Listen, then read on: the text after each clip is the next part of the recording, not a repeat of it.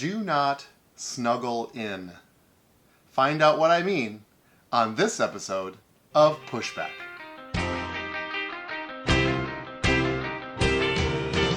Go, go, go, Jonny, go, go.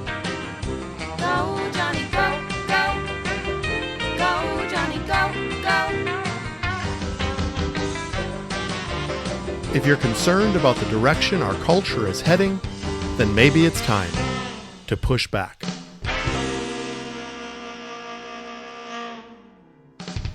Hello again, everyone. Dr. Jonny here, and this is Pushback. Thank you for tuning in and listening again this week. On so many previous podcasts, I've been talking about not making decisions from a place of fear. Fear is so sinister and has such a plan for us to really create paralysis. And so I want to talk about, on this episode, I think the most indolent, serious, and dangerous word connected with fear. It's the result of fear. And that word is complacency. I think complacency is one of the most common tactics of the enemy to keep us in a trance-like state where we simply go through life. We are born and we die, and what's in between really creates no difference here on this earth. See, he knows that God loves us and he knows that he has a purpose for us, and really the enemy's plan and tactic is to keep us from that perfect plan, from shielding us from our true identity and the greatness to which we were born into. And, as has been said many times by many people, that we've been actually born into a war. We're actually here on this planet to make a difference and to gain territory for his kingdom. And that shouldn't scare us. That shouldn't paralyze us. It should excite us. Because we are born in such an exciting time in history where we actually get to play a part in his story. He set it up that way. And we are central to that plan. Fear causes paralysis, and the enemy loves that. I want to share with you a letter that was written to me by my big brother. I'm going to try not to get too emotional about this because I carry this letter everywhere I go, actually. It's in my bag, and I always have it next to me, and I revisit it quite often in my life, especially when I'm discouraged or feel misunderstood. My brother wrote me this letter. You can, if you're watching on YouTube, you can see it's a little torn and tattered. I know for a fact that it's over 20 years old, and because it was written to me by my big brother when I graduated from medical school. And it's been very meaningful to me, and I'm going to read you portions of it, but it's entitled To a Radical Future. To a Radical Future. I looked up the word radical, and radical in this context is characterized by a departure from tradition, innovation, or unorthodox. Departure from tradition, innovative, or unorthodox. So let me read this to you. It says, Jonny, you will soon be revisiting a freedom that has been claimed by the constant shuffle of these past years. It is from my pride in you, in your success and accomplishment, that I also wish to encourage you for a radical future. Not of the world are you. Your genuineness, drive for purity, goodness, and a true heart, these are indeed the very things that the world will try to claim. It is reasonable, though sobering, to see this particular battle now as a start, rather than coming to an end. In a sense, your past struggles and years of effort have also offered you some protection, bringing your true calling to clear view. It is arrival itself that can bring the vulnerability to let down your guard. I cannot overstate that others will measure you according to your efforts, success, and the materials of the earth. Your abilities put you on this ride. Manage them well. Do not snuggle in. Even those who you trust will use such filters as a comfort to define your worth. They will assume your compliance. Teach them from your heart and run away when necessary. A life dedicated to generosity can be compromised by one willful dose of greed. Do not follow, lead out. Do not accept, stand up. You are set apart. In the same way you are faithful, also be strong. This has really been, whoa, now I have to get my emotions back under control. It's a very meaningful letter. I'm not sure I've ever read it out loud like that. It's been a driving force in my life, and I've heard this said many times, and I think I've shared this on a previous podcast, to live a life that requires an explanation. That's what radical means, a departure from tradition, where people look at you and say, what is going on? See, I created this podcast because I love culture. I love America. I love this country in which I was born into. And I feel so strongly about it. So strongly that I want to ring the bell, and I want to compel and to exhort you, my listener, to push back when things need push back. If you're uncomfortable with the direction our culture is headed, then maybe it's time to push back. That's the tagline of this podcast. Because we are the culture setters. We are the one that needs to rise up and be active. My brother wrote this so well that it actually has been a driving force in my life with the one line, "Don't snuggle in." My wife and I have actually been talking about this a lot lately because we've been talking really about the difference between being rich and being wealthy. And we decided that really the difference is living with an open hand. When we're rich, we clench our fists and we hold on to what we have. When we're wealthy, it's actually a kingdom principle. We are endowed with the inheritance of a father, but it's his. And we live with an open hand because it's all about the outflow. He gives us, to whom much is given, much is required. And those who are wealthy live with an open hand, and that's the way I want to position my life. I get frustrated as I look and listen to those, even in the kingdom of God, and those of us who are living our lives. And I feel like so many people have been lulled to sleep, have been disengaged. You know, this COVID crisis has been such an interesting sociologic experiment, hasn't it? Because we've had to, in a lot of ways, withdraw into our own homes. And if I could be so bold, it's actually exposed our sort of robotic way of life. It's taken us out of the routine, out of the buzz and the hum of normal life. And the result for a lot of people, unfortunately, has been boredom.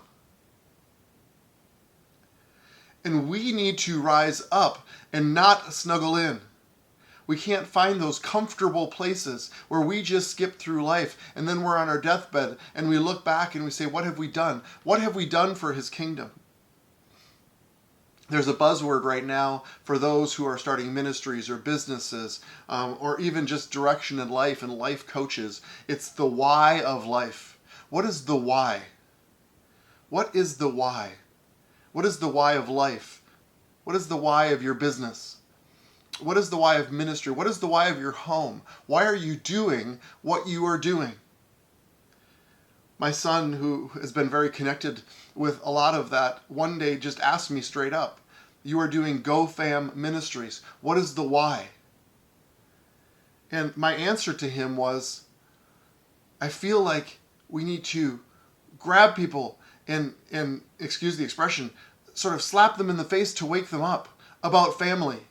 Like, family is so important. And as I continue to talk about this, my volume rose and I was animated. And I was saying, we need to understand why family is here on this earth, and people need to rise up and wake up to the importance of it. So that they understand why they're here on this earth and placed into families. And I became more and more animated. I saw this little smirk on my son's face because he knew that I could iterate the why. Like, what drives me? What is my passion? What gets me up in the morning? What is your why? What is your why? Why are you here on this earth? They say that the two most important days of your life are the day that you're born and the day you discover why. I really believe that. We had studied in one of our community health committees. I'm on the community health committee at our hospital, the way that our hospital can reach out to our community. And we talked about something called blue zones. There's something called blue zones. I don't have time to go into any great detail, but they've actually studied societies and communities that have the longest life expectancy on the earth, the healthiest people, both physically and mentally, and they studied those areas and try to find out what they have in common. What is the secret sauce to living well? And one of the main ingredients they found, and by the way, in the United States there was only one spot, one small little community, I think outside of Loma Linda, California or something, that actually qualified as a blue zone. What was the one thing? What was the one driving force? And the answer was a reason to get up in the morning. See, even retirement is very much of a Western mentality where we make enough money where we can retire from our job and we sort of drift into obscurity. That's not what we're called to be or called to do. I don't think retirement is found anywhere in the Bible. No, he actually draws us from glory to glory, from purpose to purpose. He always has a plan for us. As long as we have breath here on this earth, we are to be doing his bidding and doing his will. The blue zones actually confirm that the people who have a drive, that get up in the morning with something that's theirs to carry, is what keeps them young, keeps them active. What is your why? What gets you to rise up and to discover your purpose?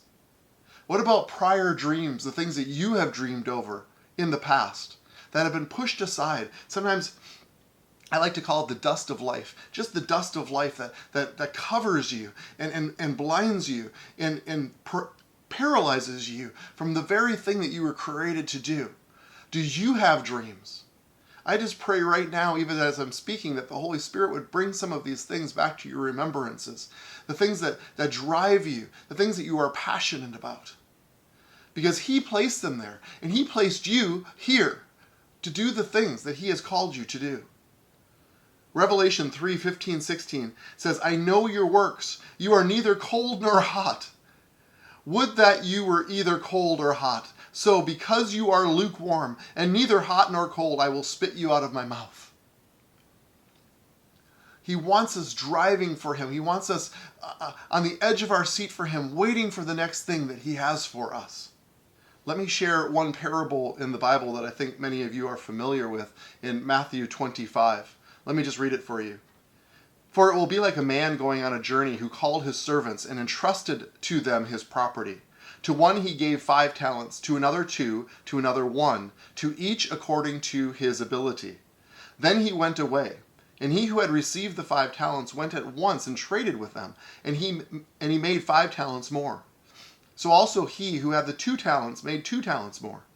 But he who had received the 1 talent went and dug in the ground and hid his master's money.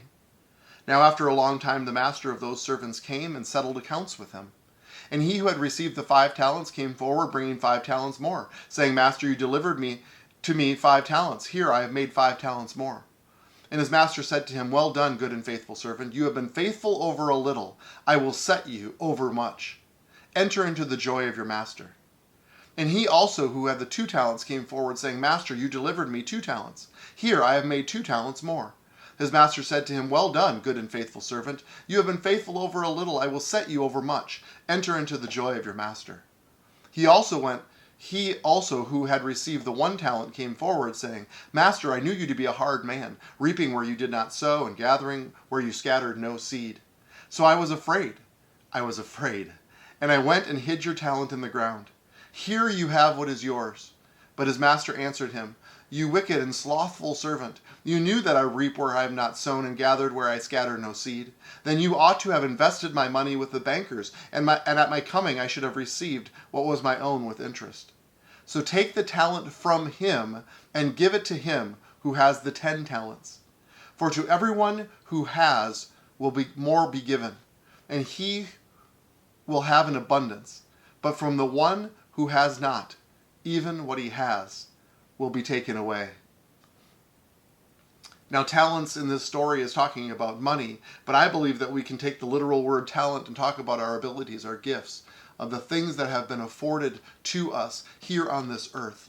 This story tells us a couple things. First of all, as sons and daughters of the Most High God, we all operate in favor. We all have talents. We all have gifts and purposes that the Father has given us. It also tells us that favor isn't always equal. And depending on our phases in life and the maturity level and our abilities to carry what he gives us, he gives to us unequally based on that, because he's a loving Father. And he would never give us more than what we can handle or carry or steward. So it isn't always equal, but it's always present.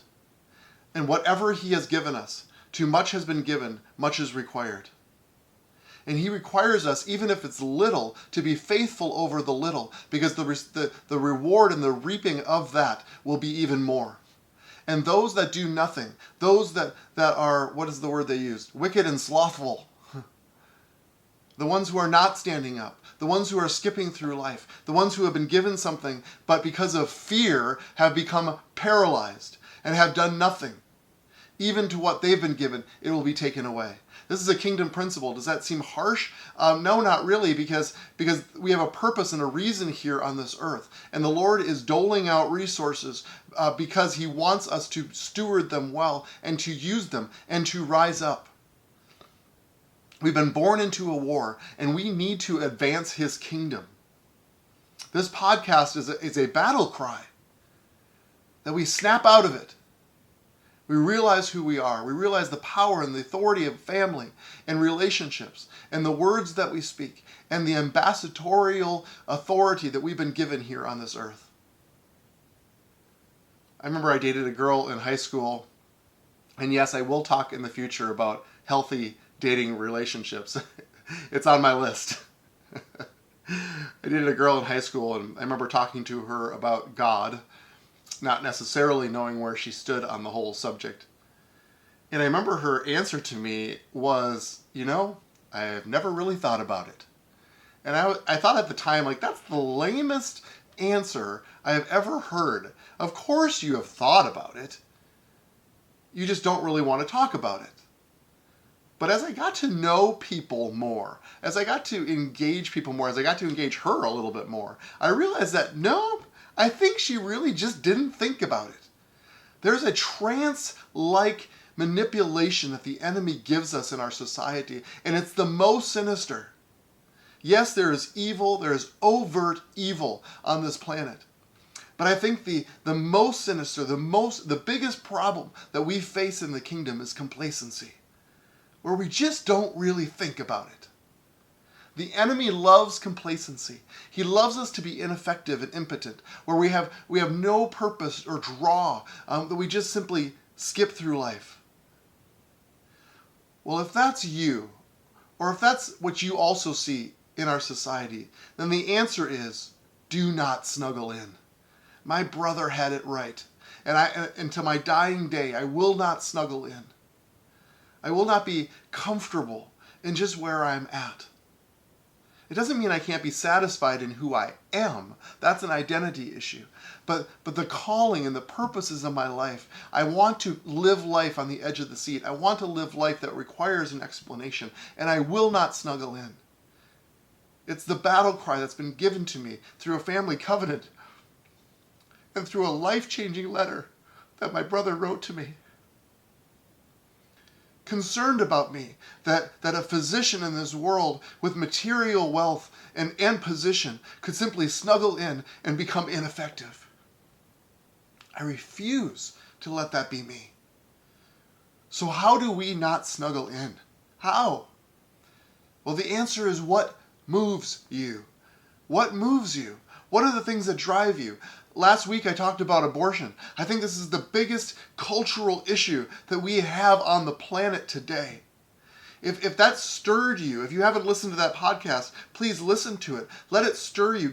Let it give you language to talk about other people with, so that we can be the tip of the spear, the ones who are in the center of the conversation, so that maybe we can change somebody's mind. Maybe we can change a politician's viewpoint. Maybe we can change legislation. Maybe we can protect the unborn. It can drive us. A cause can drive us. We've seen racial tension. Well, I would encourage you to continue to go back to my Brown Initiative, or The Answer is Black and White. Listen to these podcasts. Get language for it. Stay in the middle of the conversation. I think the worst thing that we can do about our racial conversation is nothing. That's the frustration right now culturally, is that it simply drifts away. It gets out of our consciousness until something else bad happens. And then it's like the cork becomes unpopped, and there's these problems and riots. We need to continue with the conversation. If this drives you, if this conversation moves you and stirs you, then be center. Get up in the morning and do something about it. What makes you sad? What breaks your heart? It's possible that you are moved by compassion. There's been story after story in the Bible that says that Jesus was moved by compassion. I love that phrase. Put it on a sticky note and slap it on your mirror in the morning, so that when you get up in the morning, you are moved by compassion for the people that we love here on this planet. Let me give you a super simple way to start getting up and activating and not snuggling in. Vote.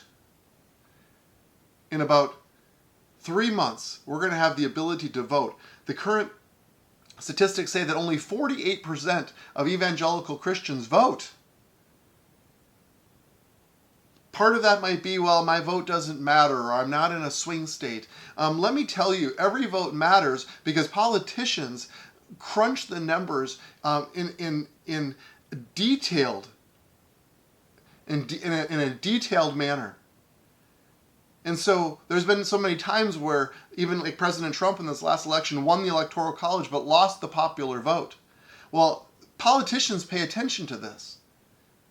And so if you think Donald Trump is going to win again, let's have him also win the popular vote, because that actually sends a message to politicians that the things that he stands for actually matters, and the American people are standing up for and being heard. It's about being heard. And so you can cast a vote as a Republican in California, and you may say, well, this vote is meaningless. It isn't meaningless because there is a data point connected to it that people are actually paying close attention to. I'm going to talk a lot more about voting as we get closer to the election and the importance of being heard. This is called pushback. This is about culture. And one of the strongest ways that we can influence culture in a democracy, in the beautiful country of America in which we live, is to vote. What moves you? You know what? Please hear me in this. It's okay to not know what your calling and purpose is in life. But you will not get an answer unless you ask. You need to ask the Father. In your times of prayer and quiet times, ask Him, what moves you? What do you have me to do, Lord? And I promise you that He will answer that. And sometimes He answers it by just what makes your heart beat faster, the things that stir you, the things that gets your volume raised. It becomes animated, like my answer to GoFam Ministries. You become animated because it's a passion in you that needs to get out. And people will see it on your face. They'll see the resolve in your spirit. Maybe you say, well, my calling right now in the season of my life is to be a parent. Well, then parent wholeheartedly. Do it with your whole heart. I'm sickened, if I can be honest, I'm sickened by parents saying, boy, you raise these kids and in a blink of an eye, they're gone. Well, that's a cop-out. Let's not let it be a blink of an eye. Let's let it be saturated with purposefulness and intentionality in every day that we raise our children, so that they see our passion and the things that move us become a generational inheritance for them. It requires us to snap out of it so that we don't drift through the 18 years of their life. They graduate and they're gone and we go, wow, what happened? No, we need to rise up. We need to advance the kingdom. We were born into a war. 2 Timothy 4:7, it's a famous saying by Paul himself, I have fought the good fight, I have finished the race, and I have kept the faith. That implies that it's a race. It's a marathon, not a sprint, and we have work to do. It also implies that it's a war, it's a battle that needs to be fought. Until the day he died, he said, I fought the good fight. That's our call. That's what every pastor wants for his flock. That's what every parent wants for their children. That's what every CEO and boss wants for their employees. A driving passion and force for the mission for which you were created. Whoa, thanks for hearing me. I got a little fired up today because this is so important. And I so appreciate you leaning into this, and I would love to hear your feedback. Remember, you can like and subscribe on Facebook and follow us on our podcasting apps, wherever you find your podcasts. And please visit gofam.org. There's some exciting announcements coming up for some of the products that we will be releasing shortly, and maybe I'll have time to talk about that next week. Thank you so much for your time and attention. And now let's go together to set and shape the culture.